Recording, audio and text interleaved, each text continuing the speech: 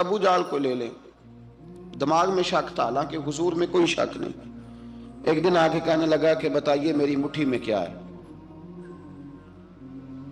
تو نبی پاک صلی اللہ تعالی علیہ وسلم نے فرمایا اگر میں نے بتا دیا، کہنے لگا اگر آپ نے بتا دیا تو میں کلمہ پڑھ لوں گا۔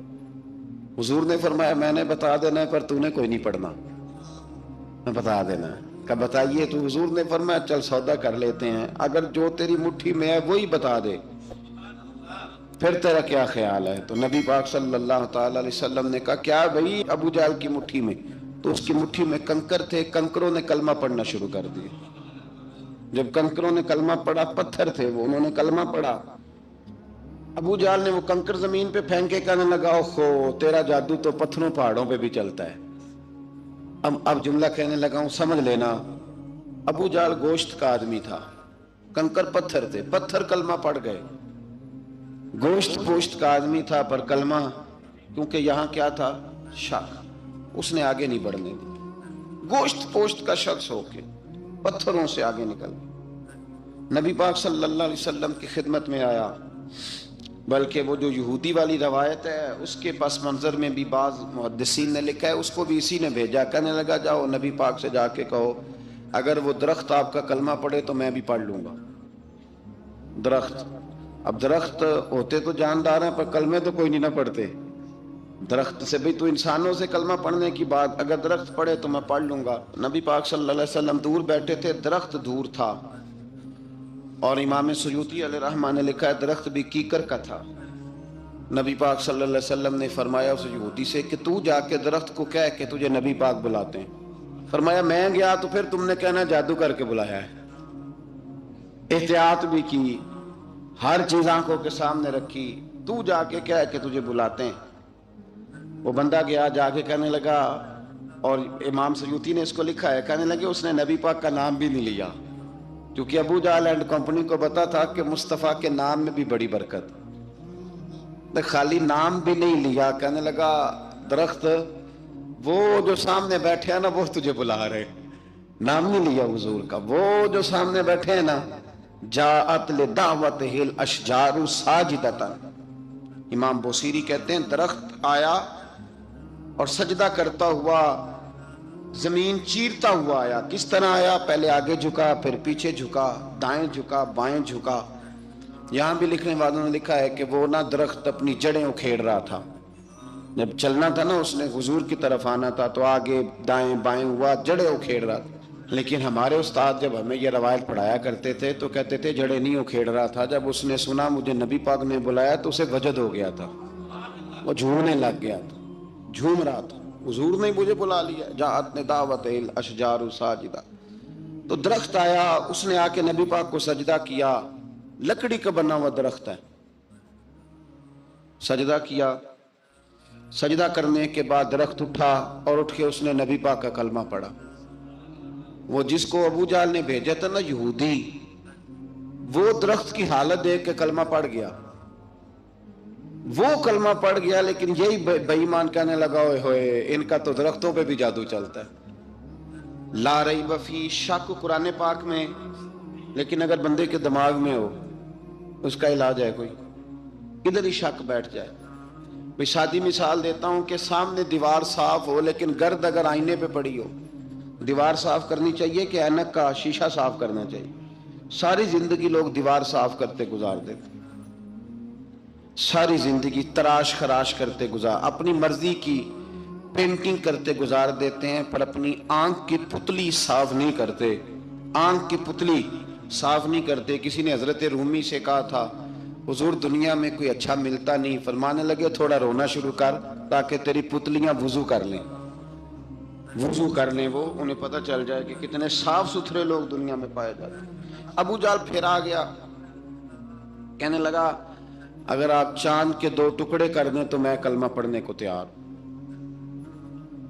اچھا یہاں بھی بڑی مزے کی بات ہے، اللہ نے پہلے کہہ دیا نبی پاک کو کہ ان الذین کفروا سواء علیہم اانذرتہم ام لم تنذرہم لا یؤمنون۔ محبوب یہ جن کی قسمت میں کفر ہے نا، آپ انہیں ڈرائیں چاہے نہ ڈرائیں، یہ ایمان نہیں لائیں گے۔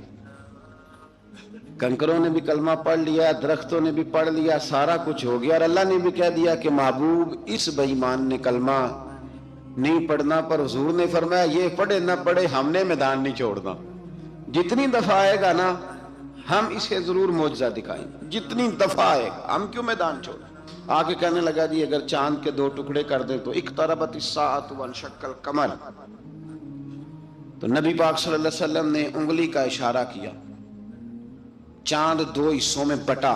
کوہ صفا ایک پہاڑی تھی مکے میں، آدھا ٹکڑا پہاڑی کی اس جانب ہوا، آدھا اس جانب، یعنی وضاحت کی اللہ کریم نے کہ ایسے نہ ہو کہ یہ کہہ دی وہ تو ایسے بالکل شک ہوا تو مل گیا، پتہ نہیں میری آنکھوں پہ جادو ہو گیا، ملا ہے کہ نہیں ملا۔ جب ٹوٹا تو حدیث پاک میں آتا ہے کہ آدھا چاند کوہ صفا کے ادھر گیا اور آدھا تو پہاڑی تھی، چاند نیچے آیا، پہاڑی کے گرد گھوما، آگے جا کے ملا، یعنی وقفہ دیا گیا باقاعدہ دیکھنے کا، سمجھنے۔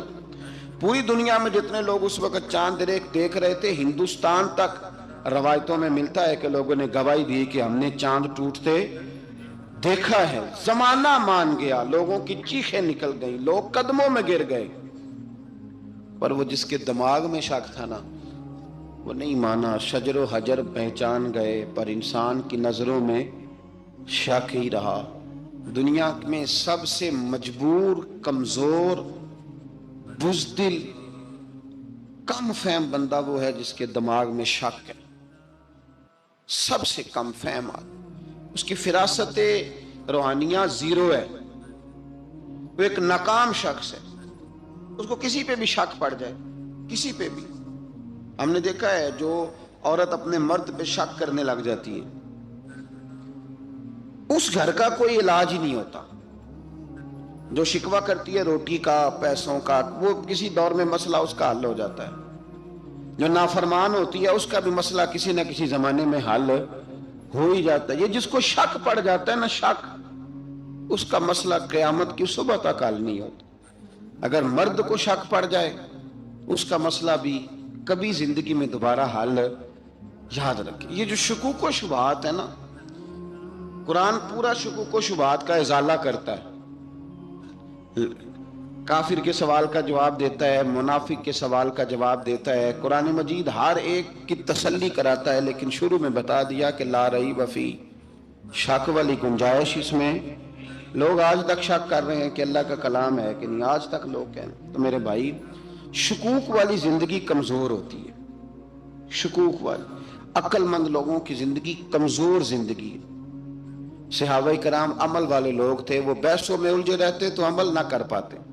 ہمارے ہاں نا بحث ہوتی ہے جس مسئلے کا کوئی تعلق ہی نہیں، الجھنوں سے نکل آئیں، عمل کا رستہ، بحث جو ہوتی ہے یہ عمل کا رستہ روکتی ہے۔ عقل مند نہ بنے، فرما بردار بنے۔ میرے بھائی، شکوک و شبہات والی جو لائف ہے، لیکن نا انبیاء کرام علیہ السلام کے بارے میں شکوک و شبہات ہیں، اولیاء عظام کے بارے میں۔ اب ایک نیا شک پیدا ہو گیا ہے کہ فیض ملتا ہے کہ نہیں ملتا۔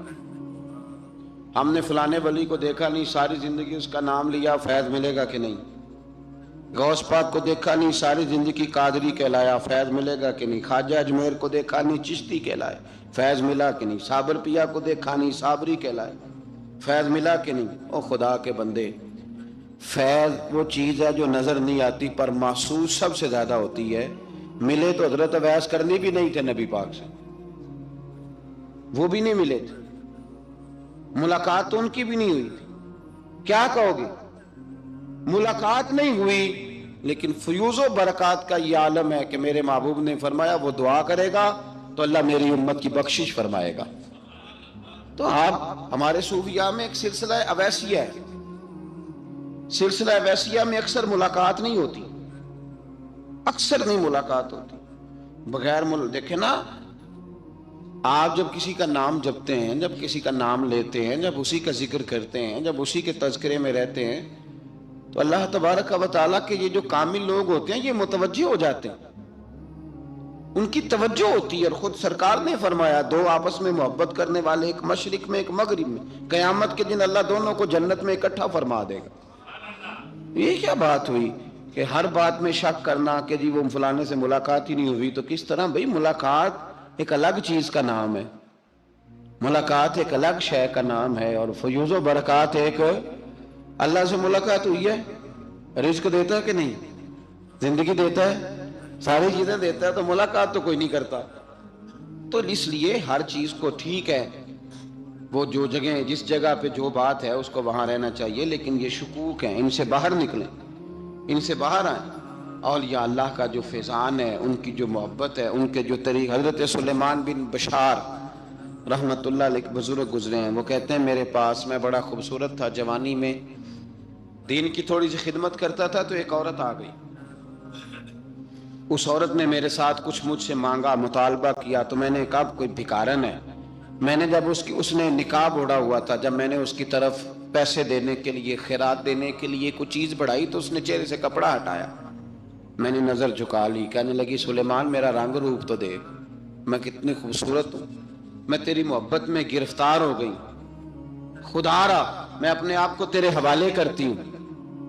آپ فرماتے ہیں جب اس کے نیت اور ارادے میں اور لفظوں میں میں نے فطور دیکھا، تو میں استغفر اللہ پڑھتا وہاں سے بھاگ گیا، اتنا دوڑا کہ میں بصرہ سے باہر نکل گیا، شہر سے ہی باہر آ گیا، عورت سے دوڑ رہا ہے، مرد، نوجوان، خوبصورت۔ فرماتے ہیں عشاء کی اذانیں ہو رہی تھی، نماز پڑھ کے میں مسجد میں سو گیا، تو مجھے حضرت یوسف علیہ السلام کا دیدار ہوا۔ جناب یوسف کہتے ہیں میں حضور کا غلام اور غلاموں کا غلام اور صدیوں بعد کا غلام، تو جناب یوسف علیہ السلام میری خواب میں آئے اور کہنے لگے اٹھ جوان، میرے سینے سے لگ، یار تو نے تو نبی پاک کا امتی ہو کے وہ کام کیا ہے جو میں نے نبی ہو کے کیا تھا۔ اب کام حضرت یوسف والا کیا تھا نا، تو صدیوں اور سالوں اور مہینوں کا فاصلہ بن سکا، تو وہ آ گئے۔ مسئلہ یہ ہے کہ شکوک و شبہات والی زندگی نقصان دیتی ہے۔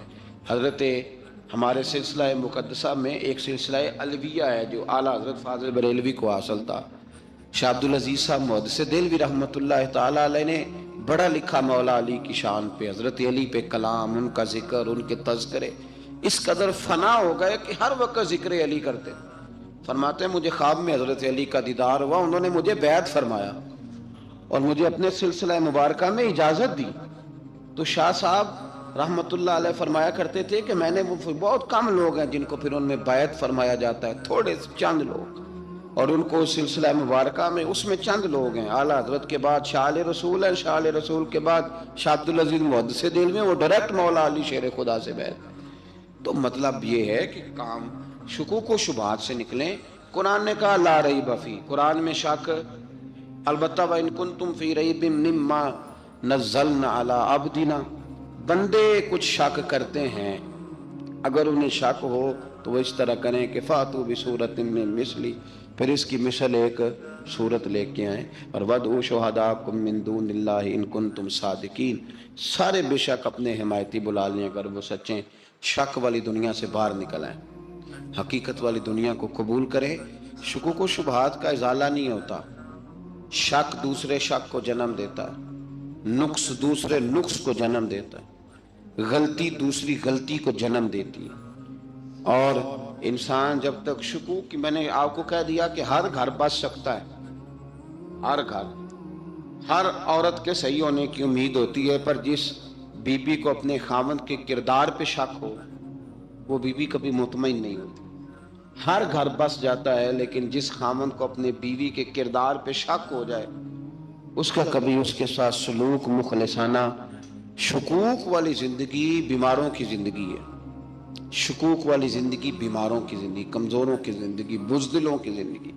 اس لیے حقیقت والی چیز جب تک آپ کے پاس کوئی چیز کلیئر ہو کے نہیں آتی، شریعت اسلامیہ نے بہتان کی سزا رکھی 80 کوڑے، پتہ ہے آپ کو؟ جس نے ایسے ہی بہتان لگا دیا، دلیل ہی کوئی نہیں، ایسے ہی کہہ دیا کہ جی وہ مجھے شک کیا، جی انہوں نے ایسے کیا، فرمایا اسے کوڑے مارو۔ شک کی بنیاد پر بہتان ترازی کرتا ہے، کوڑے کی سزا رکھی، 80 کوڑے مارو اس ظالم کو۔ یہ شک کر رہا ہے اس کو، جب اس کے پاس دلیل ہی کوئی نہیں۔ یہاں بڑے بندے ہیں بات کر دیتے ہیں، کہتے ہیں جی وہ ایسا ہوا ہوگا، میں نے ایسا دیکھا تھا، ہوگا، کیا تھا، ممکن ہے۔ تو یہ شکوک ہے۔ اس شکوک، یہ سامنے والے کا کچھ بھی نہیں بگڑتا، اس بیچارے کا کیا بگڑنا ہے؟ یاد رکھیں بڑی خوبصورت بات یہاں حضرت عبداللہ ابن مسعود کی، آپ فرمایا کرتے تھے جب کسی بندے پر بندے شک کرتے ہیں اور ناجائز شک کرتے ہیں، اللہ اس کی عزتوں میں اضافہ فرما دیتا ہے۔ اللہ اسے شانیں عطا کرتا ہے اپنی زندگی کو بیماریوں سے نکالنے. یہ روحانی بیماری ہے شک، اس سے باہر آنا.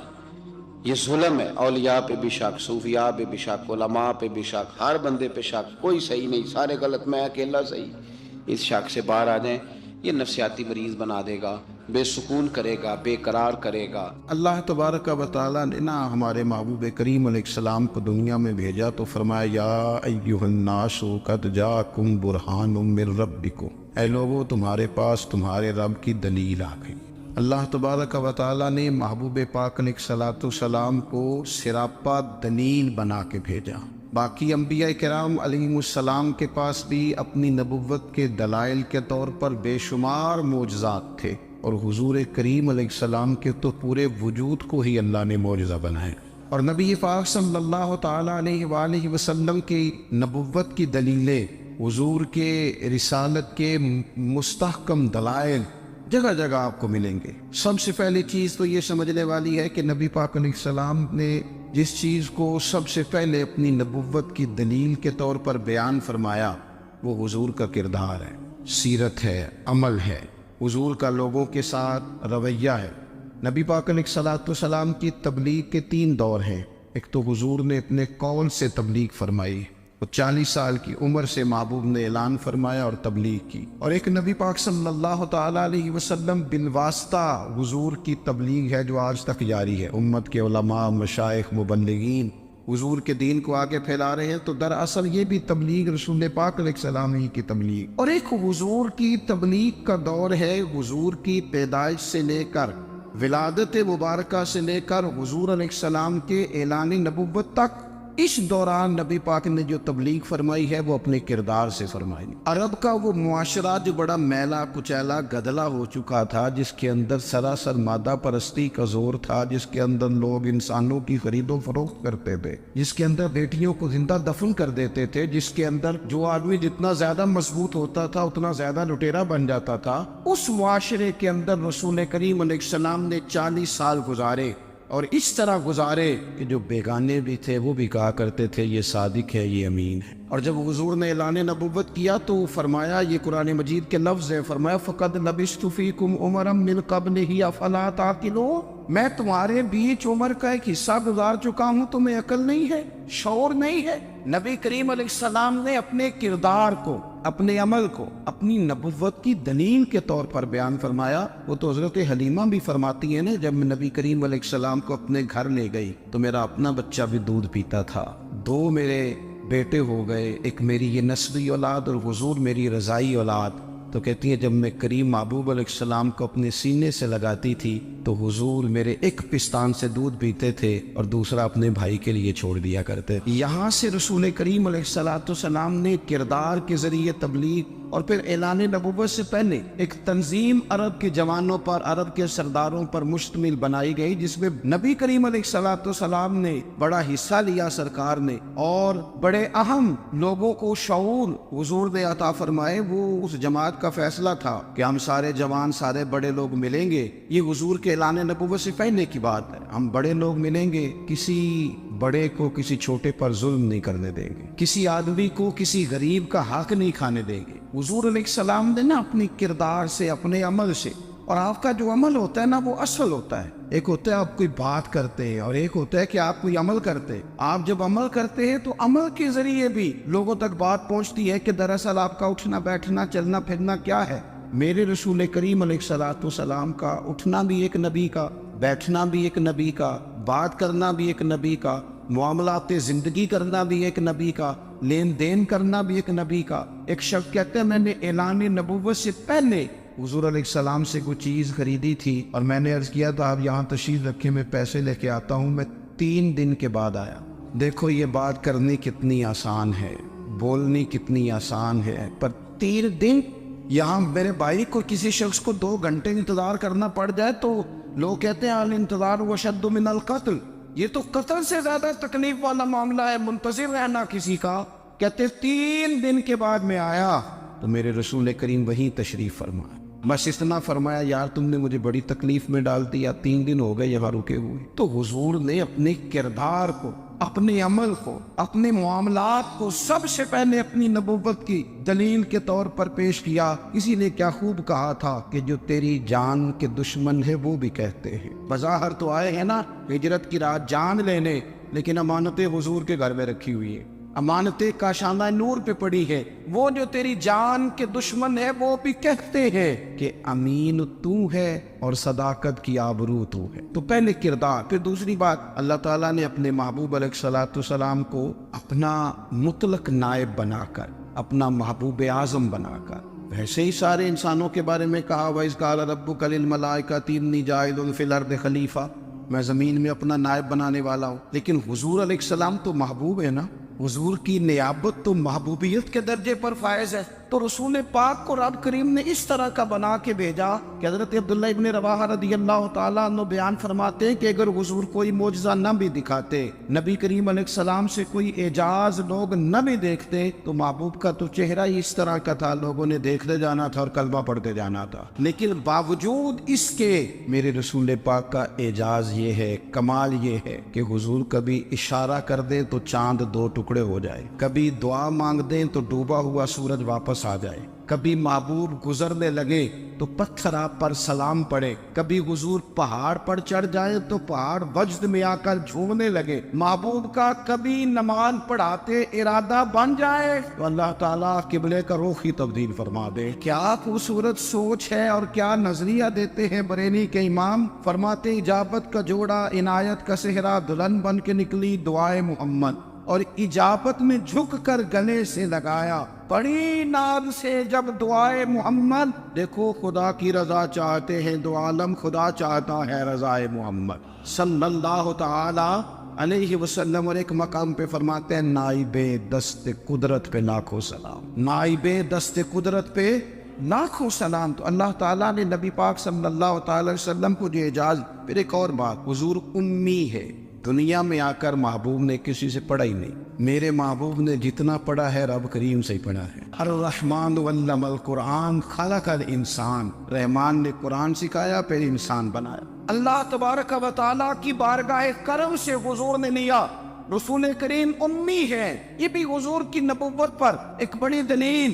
دیکھو ایک ہوتا ہے کوئی آدمی بچپن سے کسی چیز سے شغف رکھے اور جب اس کی عمر بڑی ہو جائے تو کہتے ہیں اس کا تجربہ بڑا ہو گیا، یہ پہلے کچھ شعر کہتا تھا، کوئی ادبی جملہ کہتا تھا، تو اب اس کی یہ کام کرتے کرتے عمر بڑی ہو گئی ہے تو رسوخ حاصل ہو گیا۔ 40 سال کی عمر مبارک تک نبی کریم نے ایک شعر بھی نہیں کہا۔ حضور علیہ الصلوۃ والسلام نے کبھی کوئی ایسی بات، ویسے تو حضور کی ہر بات حکمت والی، لیکن جس کو عرب کے لوگ اپنے لہجے میں شاعری یا اپنے لہجے میں ادب کہتے تھے، وہ حضور نے بیان نہیں فرمایا۔ لیکن جب 40 سال کی عمر میں اعلان نبوت کیا تو پھر بڑے بڑے فصیح و بلیغ، بڑے بڑے سیانے، طفیل بن عمر کہتے ہیں کہ اس شخص کو بھی میں نے دیکھا جسے بڑا ناز تھا اپنی فصاحت اور بلاغت پر، اور جب وہ حضور کے پاس آیا اور اس نے آ کے کچھ باتیں کی تو محبوب خاموشی سے سنتے رہے، اور جب وہ چپ کر گیا تو میرے کریم نے صرف سورہ فاتحہ پڑھی۔ کبھی اٹھتا تھا، کبھی بیٹھتا تھا، کبھی غور کرتا تھا، کبھی دائیں جاتا تھا، کبھی بائیں جاتا تھا، پھر کہنے لگا بتاؤ نا کلام کس کا ہے؟ فرمایا اس رب کا، اس رب کا، اس رب کا جس کا میں رسول بن کے آیا ہوں۔ نبی کریم صلی اللہ تعالی علیہ وسلم امی ہے، لیکن حضور نے کائنات کے رازوں سے پردے ہٹا دیے، نبی کریم نے جینے کے سلیقے بتا دیے، حضور نے ہر شخص کو اس کے مقصد حیات سے آگاہ کر دیا۔ نبی کریم علیہ السلام نے وہ فلسفہ حیات بیان کیا کہ لوگوں کو صرف جینے میں مزہ نہیں آیا، مرنے میں بھی مزہ آنے لگا۔ لوگ آگے بڑھ بڑھ کے جانیں پیش کرنے لگے، اپنی اولادیں قربان کر، جو فلسفیوں سے کھل نہ سکا اور نکتہ بروں سے حل نہ ہوا، وہ راز ایک طیبہ والے نے بتلا دیا چند اشاروں میں۔ محبوب کریم امی ہیں، لیکن حضور نے اس طرح دنیا کو سکھایا، اس طرح دنیا کو پڑھایا، اس طرح حضور نے علم کے چراغ اور دیپ روشن کیے کہ قیامت تک جسے روشنی ملے گی نا، اسے صرف دروازہ مصطفیٰ سے ملے گی، اسے رسول کریم علیہ السلام کے चाहे दौलत से मिले। कुछ लोगों ने कहा कि अपने पास से आयात बना के लाते, अपने घर में बैठ के दावे कर लेना तो कोई मुश्किल काम नहीं ना होता, सारे लोग ही कर लेते। बल्कि वो हमारे एक बुजुर्ग कहा करते थे, ख्याली पुलाव पकाइए कि वो कदे भी काट ना पाइए, क्योंकि कौन सा पैसों का डालना है, वो ज्यादा डाले हम और ज्यादा डाले। बहुत सारे लोग हैं आज भी, कुछ लिबरल हैं बेचारे, कुछ दीन बेजार तबका है, वो कहते हैं जनाब हमें तो जदीद बातें बताएं, हमें तो नए उसलूब के मुताबिक लेके चले, हमें तो ओ भाई सुन, मेरे नबी पाक सलाम ने फरमाया मेरा कुरान कभी पुराना नहीं हो, इसे पढ़ के देख, इसकी जिद्दत का हुस्न देख, ये तो खिला हुआ बाग है, तो एक दफा इसके करीब आएगा तो खुशबू मिलेगी, दूसरी दफा आएगा तो उससे ज्यादा ताजी मिलेगी, एक दफा फल खाएगा तो मजेदार होगा, दूसरा खाएगा हो सकता है शक्ल मिलती जुलती हो लेकिन जायका बड़ा निराला होगा। तो आ तो सही ना। जब कुछ लोगों ने कहा ये खुद से बना के आयात लाते हैं तो फरमाया भाई कुन तुम फी रही बिन मिम्मा नज़्ज़लना अला अब्दिना फातू बिसूरत, अगर तुम्हें कोई शक है इसमें जो हमने अपने बंदा खास में नाजिल किया है तो तुम भी इस जैसी एक आयत बना के लाओ। और चलो चैलेंज खुला दे दिया, फरमा वदउ शुहदाअकुम मिन दूनिल्लाह,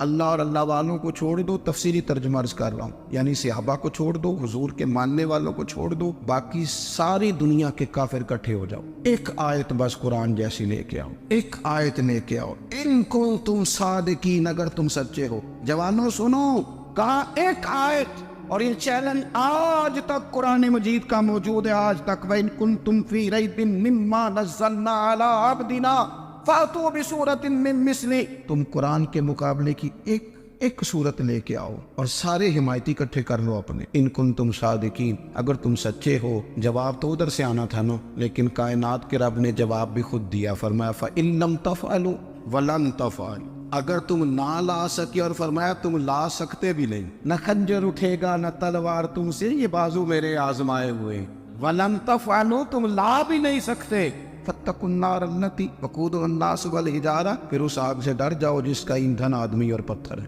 उइद्दत लिल काफिरीन, बनाई काफिरों के लिए, मोमिनों के लिए तो रब ने जन्नत बनाई है।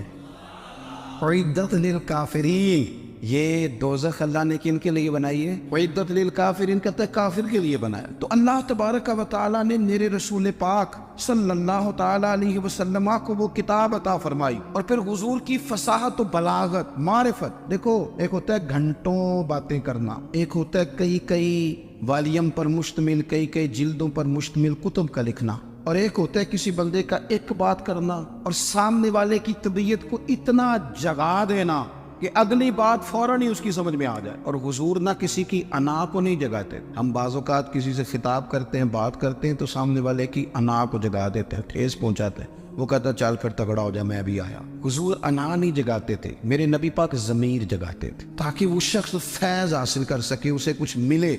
नबी करीम का जो अंदाज़ तकल्लुम है वो इस तरह का होता था कि इंसान खुद ब खुद खेल उठता था कि मतलब ये बात होने क्या लगी है, मतलब हुजूर क्या फरमाने लगे। नबी करीम सल्लल्लाहु तआला अलैहि वसल्लम, एक दिन महबूब करीम ने सहाबा के दिए हुजूर की फसाहत और बलागत देखे, फरमाया महबूब ने, कितना नादान है वो शख्स जो अपने माँ बाप को गाली दे। खली हो गई लोगों की आंखें, कान खड़े हो गए कि या रसूलल्लाह, कौन ऐसा बदबख्त है जो माँ बाप को गाली देगा। अब जब सवालात ज़हनी सतह पर पूरी तौर पर उभर गए ना, तो अब रसूल करीम ने बात समझाई। ये है फसाहत व बलागत, तेरे आगे है यूं दबे नचे फुसहा अरब के बड़े बड़े, कोई जान मुंह में जुबान नहीं, नहीं बल्कि जिस्म में जान नहीं। या रसूल अल्लाह, कौन ऐसा नालायक है जो माँ बाप को गाली दे। अब जब ज़हनी सतह यहाँ तक उभर आई तो अब हुजूर ने समझाया, और मैं जब तुम किसी के माँ बाप को गाली दोगे ना, तो वो भी तो जवाब में तुम्हारे माँ बाप को देगा ना। तो फी नफ्स ही ये तुमने खुद जुल्म किया है अपने माँ बाप।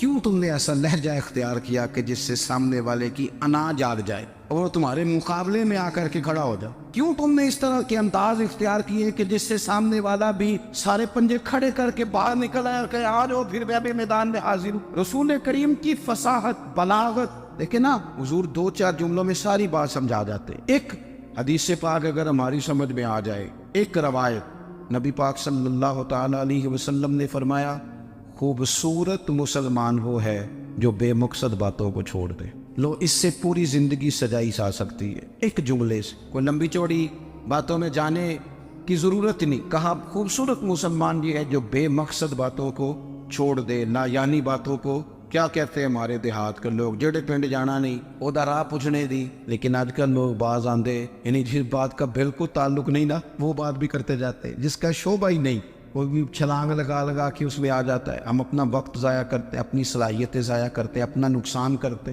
ہم اپنا کام صحیح کر کے نہیں کرتے اور دوسری ساری دنیا کو ٹھیک کرنا چاہتے ہیں۔ وہ بھائی آپ جس جگہ جس شعبے سے تعلق رکھتے ہیں آپ اپنے معاملات میں مضبوطی پیدا کریں۔ حضور نے اپنی فصاحت کے ساتھ بلاغت کے ساتھ لوگوں کو قائل کیا، اور قرآن مجید کی تاثیر کا یہ اثر میرے کریم رسول نے دکھایا کہ رات کو جب حضور بیٹھ کے قرآن پاک پڑھتے تھے نا، جب یاسین والے نبی خود یاسین کی تلاوت کریں، جب طٰہٰ والے محبوب خود طٰہٰ کی تلاوت کریں، غور کرو نا جب مدثر والے محبوب خود ان جملوں کو ادا کریں،